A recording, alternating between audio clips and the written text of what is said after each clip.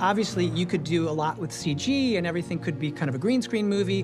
What we're trying to do, and what I've always found take something and makes it extra special, is to take something and have as much real as possible in the frame. How do you invent Gotham for real?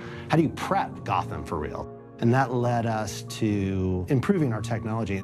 The city of Gotham is a character in the movie, and so you're like, how do we really, how do we do this for real? And if you want to do it with the best quality to make it look real, you want to avoid anything that looks like, bad visual effect shots. We're using the LED volume. We're trying to do as much in camera as possible.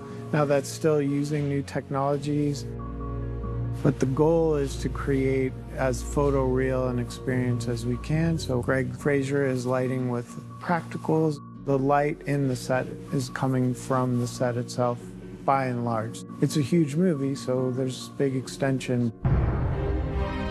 Having done this before on another show, I saw the power of this very early on, and it's a positive for the final viewer when something is shot in camera. by pushing the technology along on Batman, Warner Brothers going to make it more accessible to the next DP that does the next show. This is one of those things that has to be done this way because you can't go back in terms of progress when you've seen something perform as well as it can. To move backwards onto a traditional blue screen stage feels to me like it's not doing justice to the Batman. That's one of the big advantages with the LED stages. You can essentially freeze time.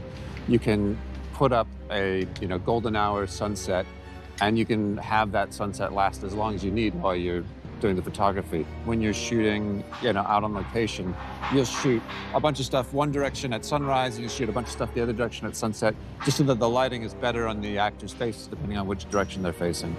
With the LED setup, you can essentially spin the world, you can spin the sky, hold the world stationary. So we're making a lot of advancements in terms of how robust we can make this technology. Having these panels work in the rain is only possible by pushing that envelope, and that's certainly something that we've been excited to be a part of. It was exciting to work in the volume because you feel like you're at the forefront of something. The volume work that had been done had been in desertscapes, not in cityscapes. And so the idea of virtually creating a city and James working hard with the artists to try and lay out this city in a way that felt really signature to us. It was an opportunity to see Gotham, the animal that is this city, the character that is this city, perform for us. Colin, help me out, man! Shut up! Not that way. There is no other way. He owns the city. Me and Rob had this emotional scene on a roof, and to really have the cityscape, it was a game changer. It was incredible what they were able to do.